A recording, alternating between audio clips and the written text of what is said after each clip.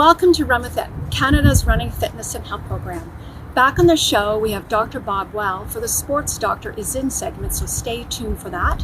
But first, let's go to my interview with interior designer Lucila Diaz on how she maintains a healthy lifestyle. Check this out.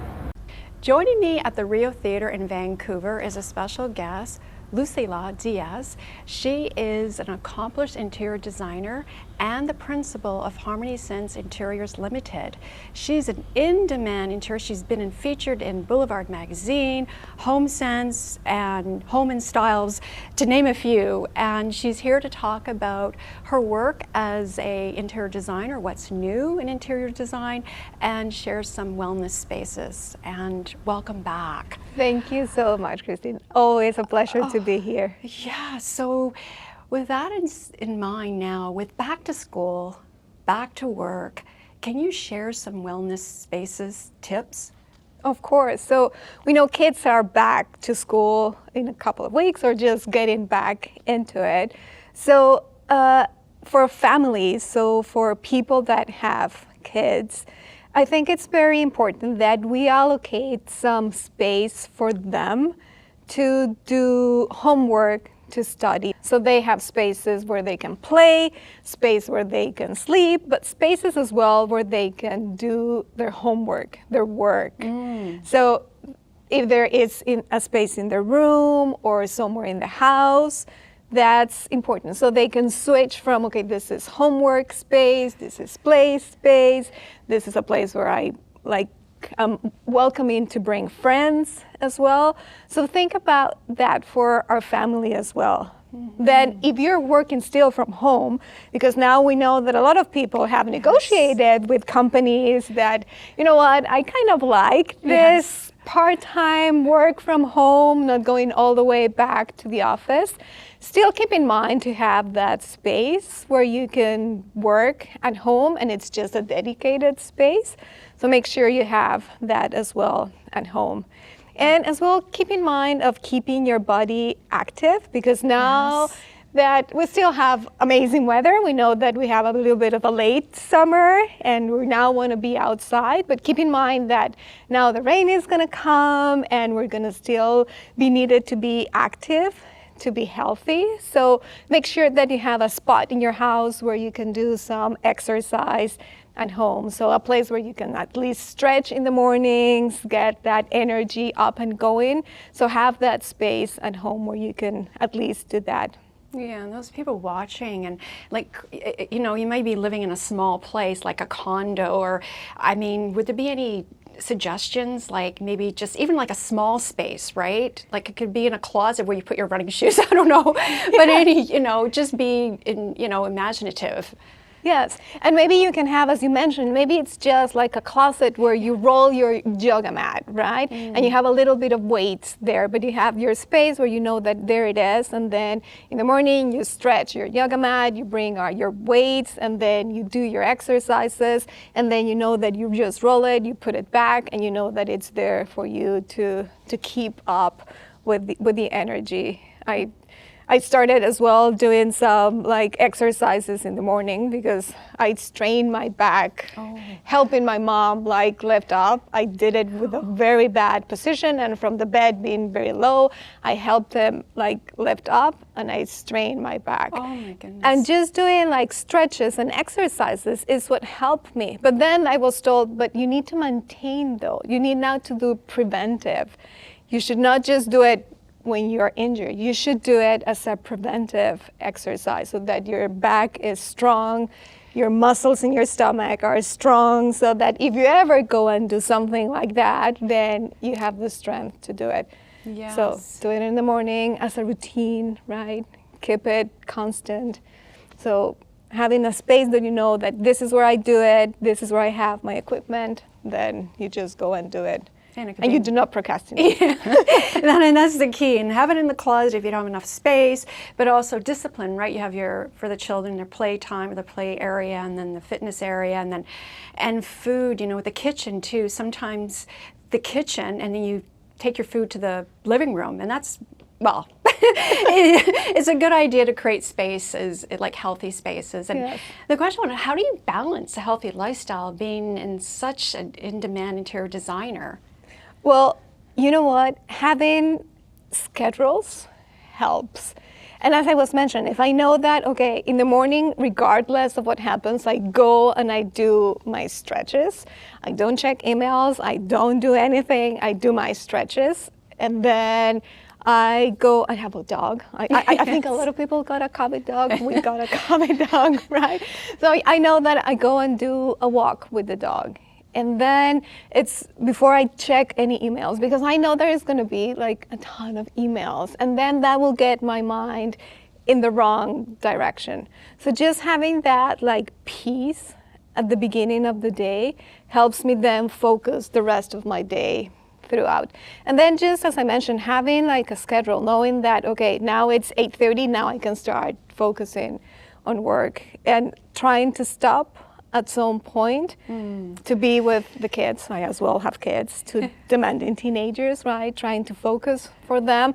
And then I know at the end of the day, I do have to catch up a little bit more with work, but trying to have those schedules and those dedicated times just to try, as you mentioned, to balance what work, lifestyle, family is. Yes, and it's once you have that formula, routine, then it makes it easier, right? And Yeah. and also too, the work, you know, has changed. A lot more people working remotely. They're working at home.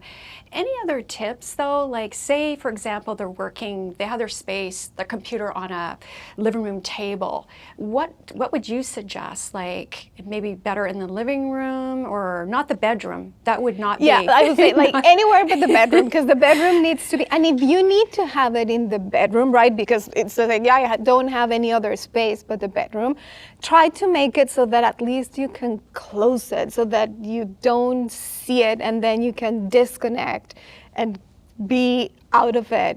Because if you're just seeing it all the time, it will just cause you stress.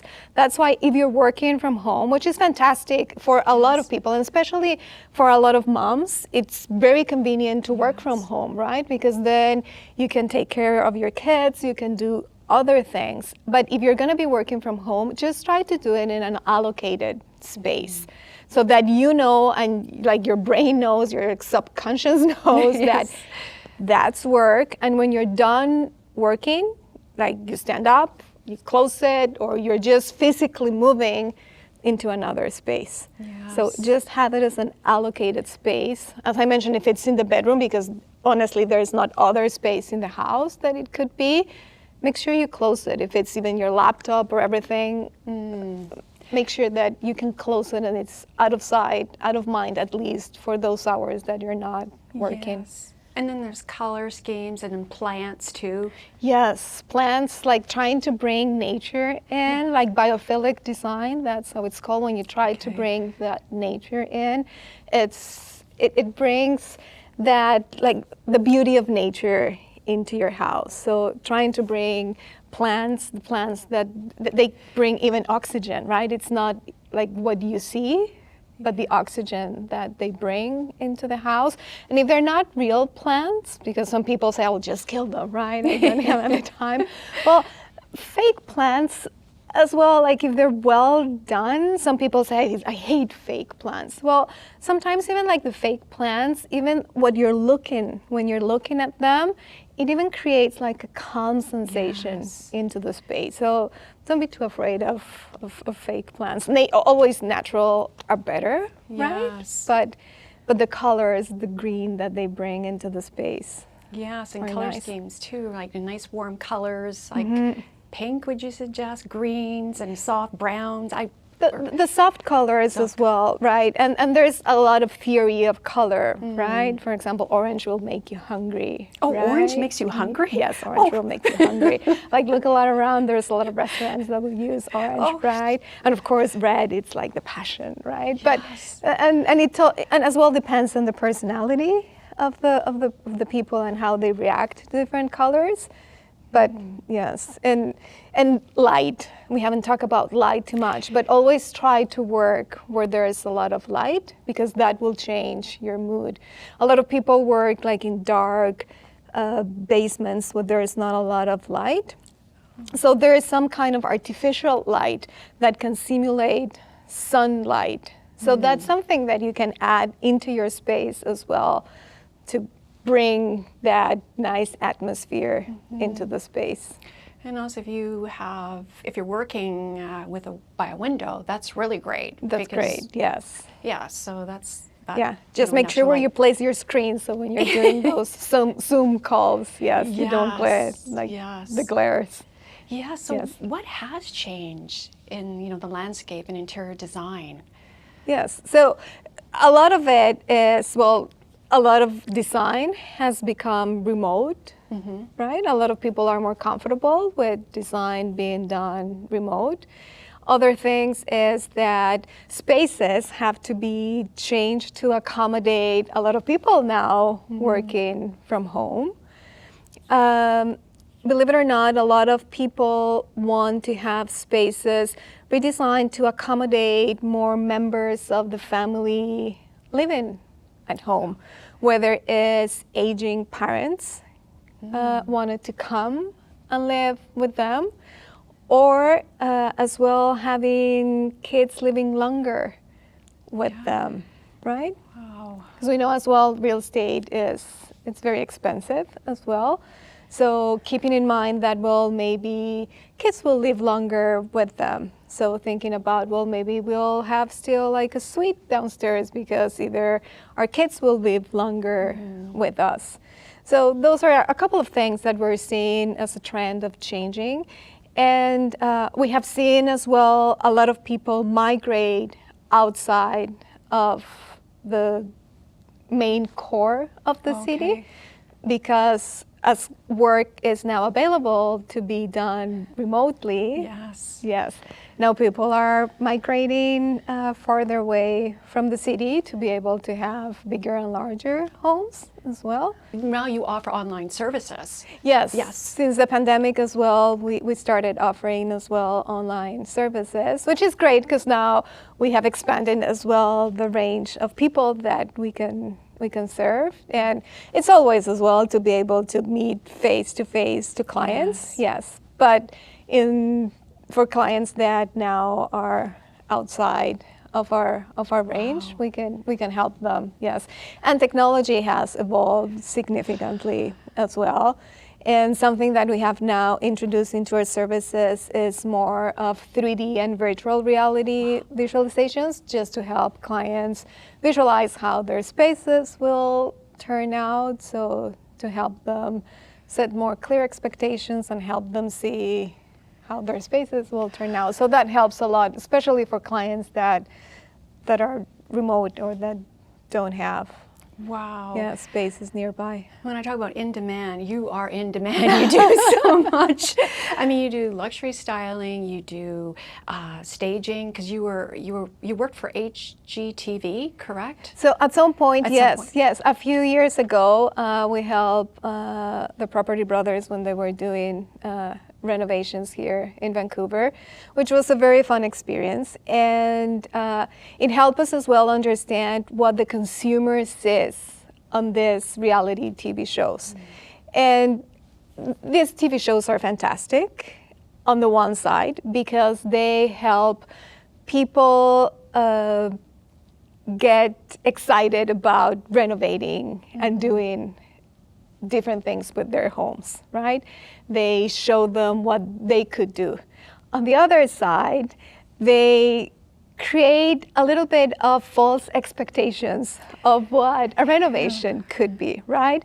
Because on TV shows, they just show you like a glimpse of what really happens. So when people go and renovate their homes, then they think it's gonna be like the TV show, that it's just gonna happen very fast without any issues, without any troubles. It's gonna cost a little bit of money, but then in reality it's a little bit different.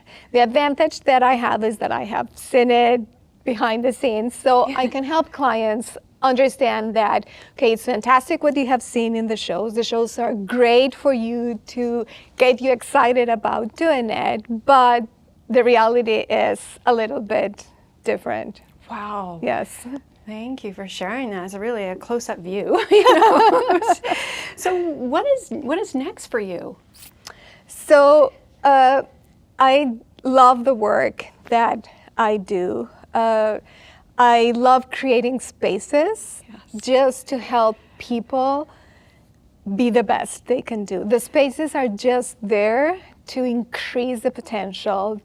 They're just like the vehicle for people to be the best they can be, right? They're just there to support people, and that's my passion. Like, I want people to be their best, and by creating these spaces, we're just helping them. So I want to keep on doing what I'm doing, and the passion that I have in life, of course, is design, but for me, the passion is children. So I want to help children achieve that potential that they have inside them.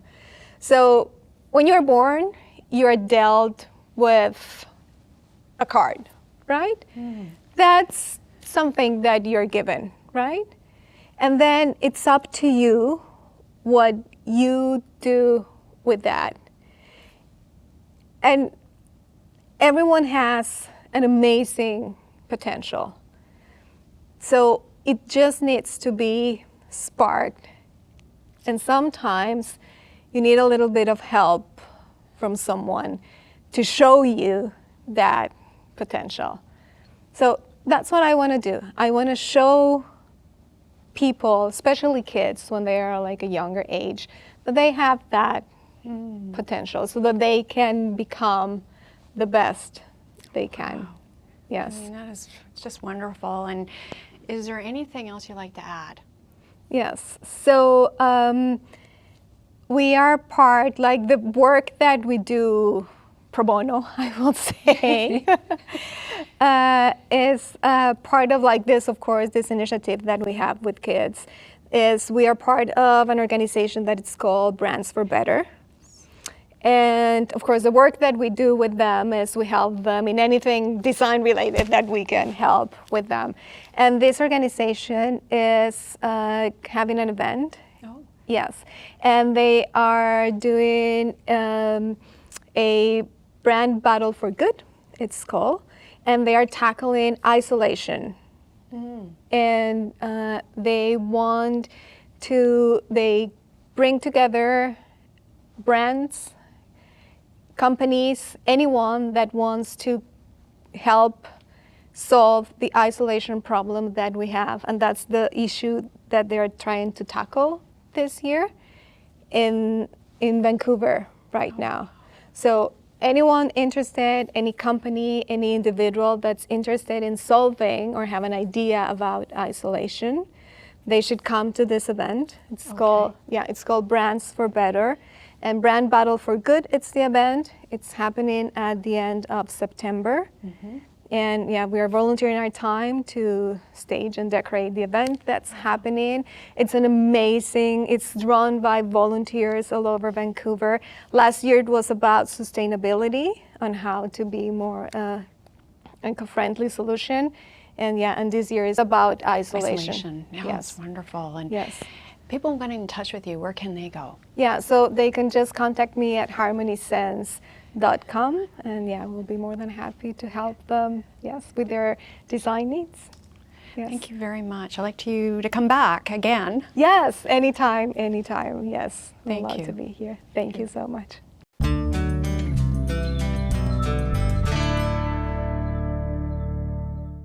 Joining me is Dr. Weil, known as Dr. Bob, who is a respected sports podiatrist and radio host of the Sports Doctor. He's back on the show for the Sports Doctor is In segment, and this month we're going to be talking about back to school youth in sport. Welcome back, Dr. Bob. Hi, Christine. It's always great to be part of your Run With It program. It's been really something we look forward to. Lots of great topics. This is one of them, of course, which is all parents and coaches are so concerned with the health of their athletes. Again, in young athletes and youth sports is absolutely no exception. So we want to talk about some important bullet points, whether you're the parents, whether you're a young son or daughter is an outstanding high-performance kid in whatever the sport is, or they're just looking to participate. And one of the very important things is to pay attention to the history. If your son or daughter's had a history of problems, they was always had foot and ankle problems. Every time we get serious in the season, cross country, or his shin's hurt, we've always had heel problems. These kinds of things we want to pay attention to. We don't want to wait for the next instance. And sports coaches, youth coaches, is also very, very important. First thing to ask the group, who's had problems? Are you paying attention? What do I mean by that? You want to see the podiatrist so he can talk to you about whether you're in the right shoes. If you've had foot or ankle problems, for example, you want to touch base with a physical therapist. How can I get my son or daughter really ready for their particular sport by paying attention to the kinds of exercises they should be including at home? And things again like, is your son or daughter in the right shoe for this sport? We don't want hand-me-downs that your older brother or sister were wearing. One of the few exceptions is the cross country and the cross spirit or cross sport shoe, which is a shoe that can be used for multiple sports. Point being, we don't want to play a field or sport or court sport with running shoes. Running shoes are made for one step after the other in one direction. So cross trainers is something that's made from where you can play tennis, you could also run, you could do multiple sports, but that's secondary to getting a shoe that's designed for your son or daughter's particular sport. Also very important, get fit properly. Half of parents, like the rest of us, and their kids are not fit properly.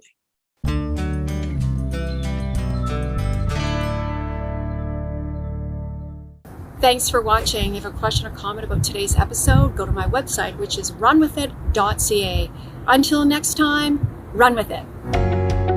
Run With It is sponsored by the Rio Theatre, Harmony Sense Interiors, Mallory's Fashion Network, and Craft Academy Hair.